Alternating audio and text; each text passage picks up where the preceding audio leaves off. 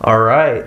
All right, everybody. Reggie Edwards, the Front Row Report. I am hyped, honored, and privileged to have some time today with the man, John Cooper from Skillet. John, thank you for taking time today. Thank you so much. Absolutely. Yeah, it's good to talk to you. And it's been a fun year for you guys already this year. You started off the year with the road show. You've been on tour on the road with Third Day now for about going on 4 months now, wrapping up the third month. You're doing the spring tour with them and with We As Human and Jamie Grace and Peter Furler. Man, how can you describe the way the year has started for you guys?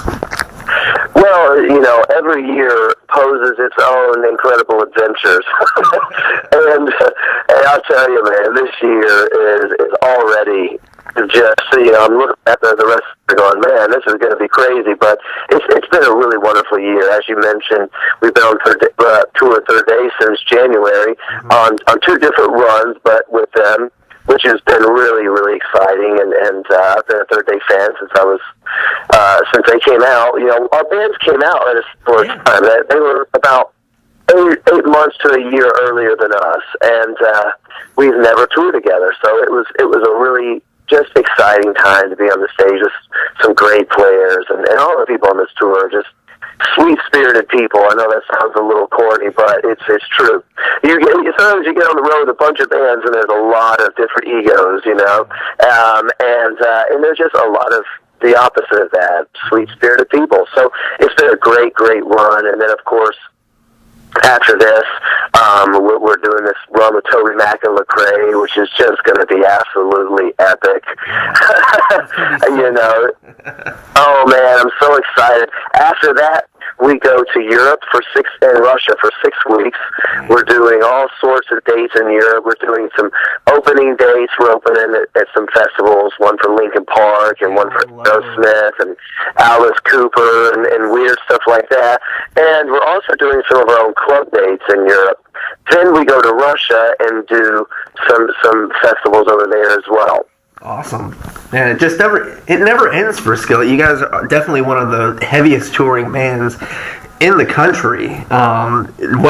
Regardless of the genre, by far one of the heaviest, hardest working bands there is. And it's cool to see everything happening the way it's been happening lately. Well, thank you. Yes. Rise, the new album, not kind of new, been out for almost a year now. Best charting album you've had so far on the U.S. rock charts. As always, done very well in the Christian charts with Christian fans. I've been following Skillet since Alien Youth. I'm sure you don't get that very often. But with Rise, for me, it seemed like you guys kind of use some of the older, more classic Skillet elements and sounds on this one. Some of the electronic elements, and to me, it's like Alien Youth meets Collide meets Comatose and Awake. It's like all of them in one, kind of. It's really cool to hear. Right. Well, it's funny to hear everybody's different take on the record. I would actually agree with that.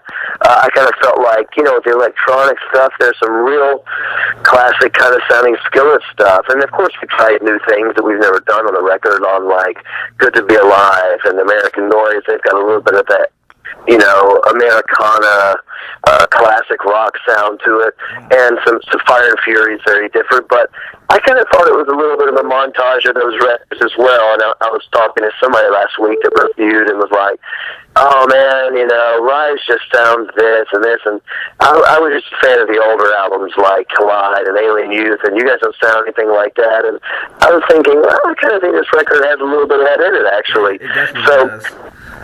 I think the thing about Skillet that makes us a little different, I don't think Skillet by any means, recreated the wheel. We're not U2. We didn't start a genre of music. The thing that makes us a little unique is that we can do a lot of different genres, and we have done a lot of different genres, all the way from hard rock to electronica to techno rock to industrial to worship music to modern metal. There's a lot of different things in there, and I think Skillet kind of has a way of of doing it. It kind of still, something about it still sounds like Skillet, even though it's new. And that's because I just love music. You know, I love eras of music. I love 70s arena rock, and you can hear that in our sound, you know, in like the strings and the orchestra and the drama. You can feel a little bit of that Fleetwood Mac, Meatloaf, Kansas, Journey era. You can hear that in the music, but also I love metal, and I grew up in the 80s, so you can hear Metallica in our music, and you can hear some of that metal influence. And then, of course, you know, beyond that, you've got 90s, Linkin Park and Evanescence, and you can hear all of these different things in a Skillet record. And that's what I think makes it kind of, hopefully, fun to listen to for the listener. Yeah, like you said, you guys have used a lot of different genres. The sound has really evolved over the years. You know, you went from, with the self-titled, from kind of a grunge-type sound to the electronic industrial that we heard on Invincible and Hey You, I Love Your Soul and Alien Youth, into the hard rock of Collide, into the symphonic elements with Comatose and Awake. What really kind of sparked the changes along the years? Is it just musical growth or wanting to experiment? You know, I think it's a little bit of all of it. You know, I think, you know, for me, it's not like, oh, I get bored, you know, but I don't want to keep doing the same thing over and over because, you know, just as a music listener's taste change, you know, if you think about the music you like now, and in a few years you might get a little bored of that and want to hear something that sounds new, you know. You just like, it's fun to evolve, and as a listener, you know, I evolve in what I enjoy listening to. And as a writer, I want to keep switching it up, you know, and it is important to change with the times and try new things as well. So I think the goal for Skillet has just been, let's try some new stuff. Let's don't stay, you know, stagnant and just doing the same record over and over, but let's put some surprises on the record, and it makes it more enjoyable for the listener, and it makes it enjoyable for us to, you know, keep playing the same four chords over and over.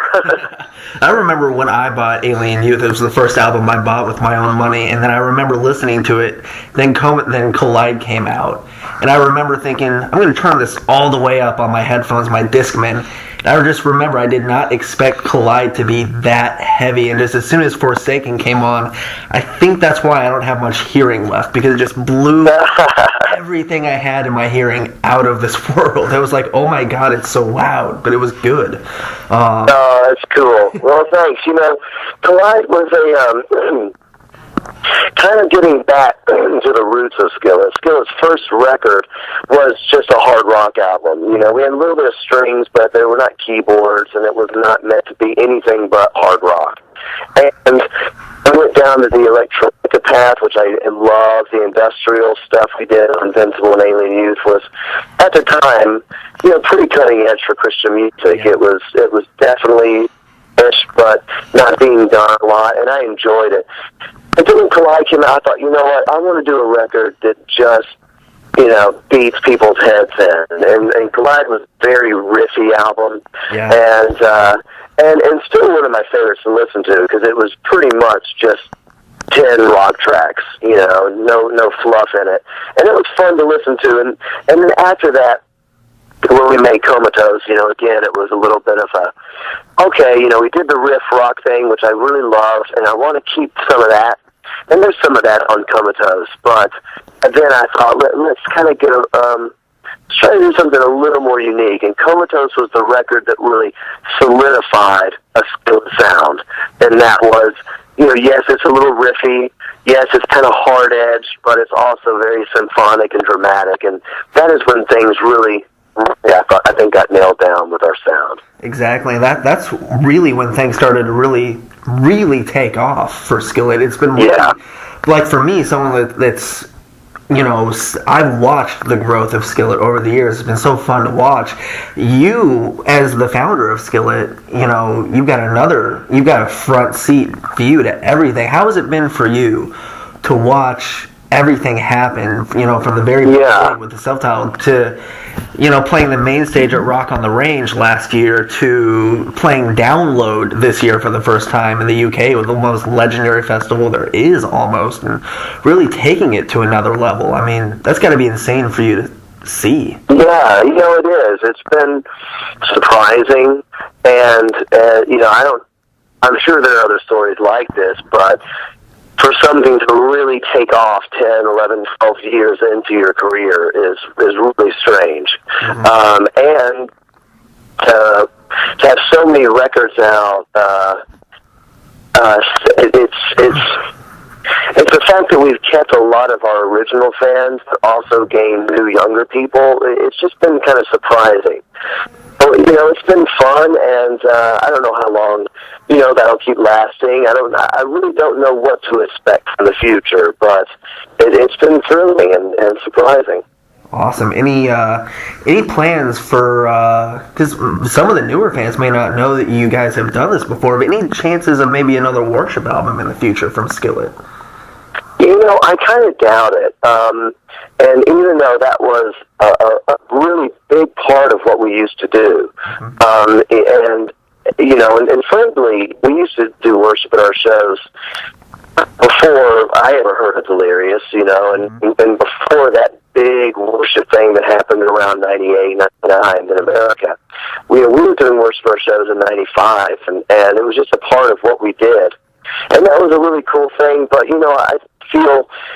I feel really pulled a lot more towards evangelism and the lost than I do, worship I would see as something that's more for the church. And, I just feel my calling more to the rock genre. So I'm not against it, and obviously I still love music and all of that. It's nothing I'm against, it's just something that we don't feel called to. So I would be surprised. But honestly, anything can happen in business. Well, I mean, on Rise, exactly, and on Rise, My Religion, that is basically taken from Nothing But the Blood of Jesus, an old worship hymn. A lot of parts from that song, from that worship song on that one, so there's still some elements of it. In fact, on the song Heart Find, that song reminds me of, You Are My Hope kind of era. It has a little bit of that rock worship thing to it, and probably since Alien did this in mind. Yeah, I mean, and speaking of evangelism, for me, sitting down and listening to Rise all the way through, it seems like you guys are a lot more straightforward and open about, not open, but you talk about your faith a lot more on Rise than you did on Awake or Comatose. I mean, it's, the intro to Salvation, My Religion, What I Believe, Freak Show, songs like that are very, very faith-based and very openly, faith-based songs. Was that something you guys set out to do on this record? One of I set out to do, I didn't notice that, as I was writing this.